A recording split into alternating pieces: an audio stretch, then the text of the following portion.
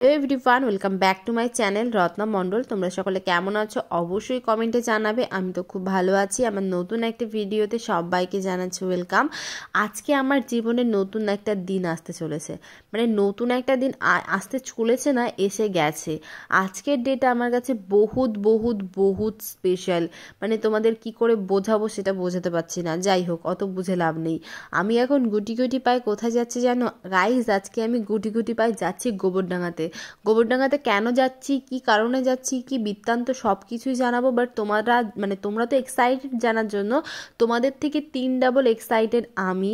মানে আমি কি করে বোঝাবো তোমাদের সাথে সেটাই আমি বোঝাতে পারছি না। যাই হোক, চলো হাঁটতে হাঁটতে তোমাদের সঙ্গে শেয়ার করি। আমি চলে আসলাম গোবরডাঙ্গা স্টেশনে।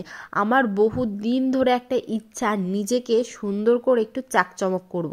কারণ আমি মেকআপ জিনিসটা খুব পছন্দ করি। আমি অনেকবার মডেল হিসেবে কাজ করেছি, কিন্তু আমি নিজে মেকআপের মও জানি না।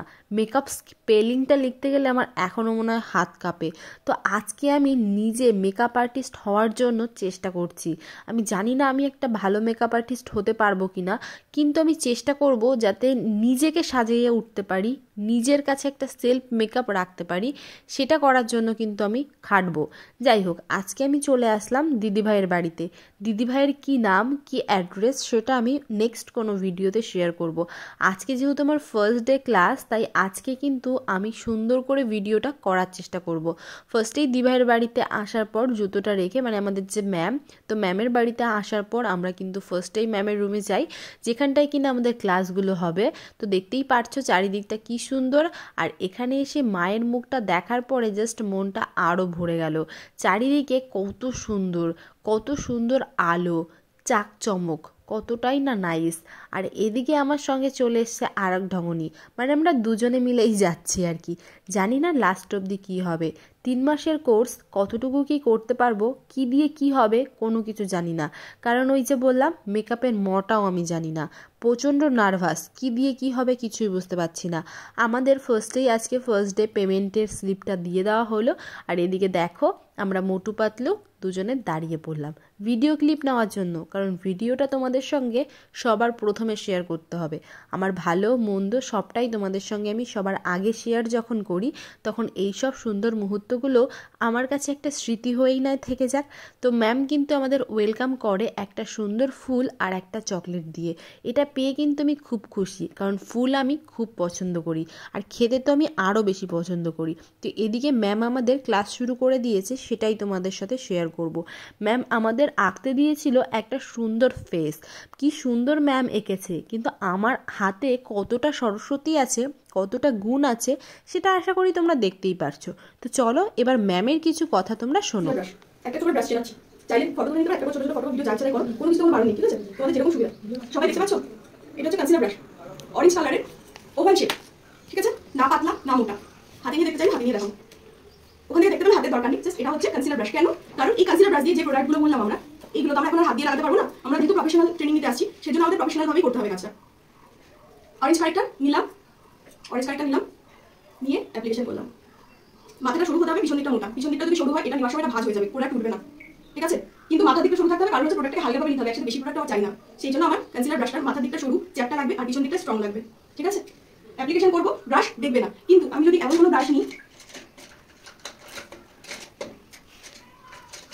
আমি দেখেন আমার ঠিক যেটুকু করে নিই ব্রাশ সেটুকুই লাগবে। ধরো এমটি ব্রাশটা, এটা পাতলা একটা ব্রাশ, এই ব্রাশটা যদি আমি বলি এটা তো উঠবে, এটা যদি উঠতে যে প্রোডাক্ট উঠে আসবে না, আমি লাগাতে গেলে পুরোটাই ভাঁজ হয়ে যাবে, জিনিসটা ব্লেন্ড হবে না, ঠিক আছে? এর জন্য আমার এর থিকনেসটা ঠিক এটাই দরকার পুরো ফেসে লাগানোর জন্য। হলো?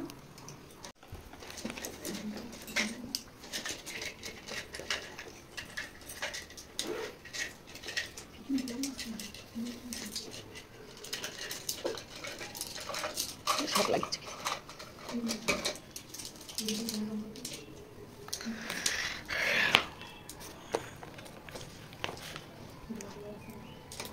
এগুলো হচ্ছে আমাদের আই ব্রাশ। মোটামুটি এই কটা আই ব্রাশ আমাদের লাগছে কাজ করতে। এবার একটা চোখে এতগুলো আই ব্রাশ কেন, ঠিক আছে? কেন লাগে আমাদের?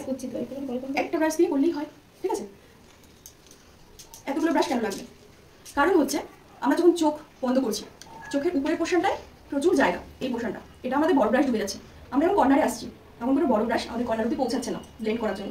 আমরা যখন এই কর্নারে আসছি ব্লেন্ড করতে, তখন আমাদের এইটুকু পোর্শনের মধ্যে রাখতে হচ্ছে। বড় ব্রাশ যদি আমরা এটা দিয়ে করি, এটা ছড়িয়ে যাবে। কর্নারে আমাদের এইটুকু পোর্শন রাখতে গেলে আমাদের ছোট ব্রাশ লাগবে। চোখের নিচ এত বড় ব্রাশ দিয়ে যদি ব্লেন্ড করি আমার শ্যাডো কত দূর আসছে অনেকটা। আমার ওয়াটার লাইনের নিচ দরকার, আমার শ্যাডো কত দূর আসছে, কেন ব্রাশ দরকার? ঠিক আছে, ছোট ব্রাশ। পেন্সিল ব্রাশ চোখের নিচ ব্লেন্ড করার জন্য সবসময় কাজে লাগে। এগুলোকে পেন্সিল ব্রাশ বলে, কারণ পেন্সিলের মতো মাথাটা হয়, সরু সুচালো।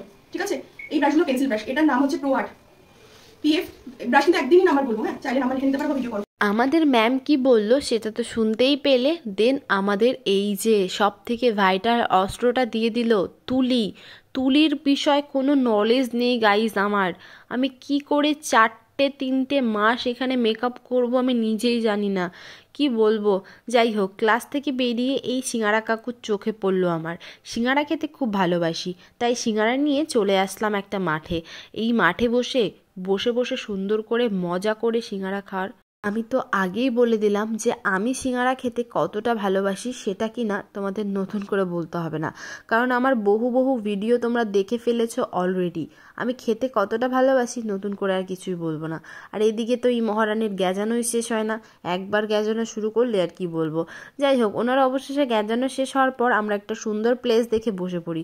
বিশ্বাস করো, এত সুন্দর একটা ওয়েদার, সঙ্গে এরকম মাঠ, আর কি লাগবে জীবনে। খুবই সুন্দর একটা সময় স্পেন্ড করছিলাম।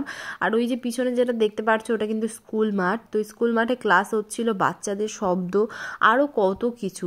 এরকম একটা সুন্দর বিকেল যাই হোক, খুব সুন্দরভাবে আমরা সময়টা কাটালাম। এবার হচ্ছে বাড়ির দিকে যাওয়ার পালা। আর বাড়ির দিকে যাওয়ার আগে দেখো, আমি হচ্ছে একটা ডেইরি মিল্ক বলতে ওই যে বললাম যে আমার ফ্রেন্ড একটা সুন্দর দেখে পার্ক এনেছিল, সেই পার্কটাই খাচ্ছিলাম আর কি। পার্ক না, এটাকে কি বলে সেটাই আমি বুঝতে পারছিলাম না।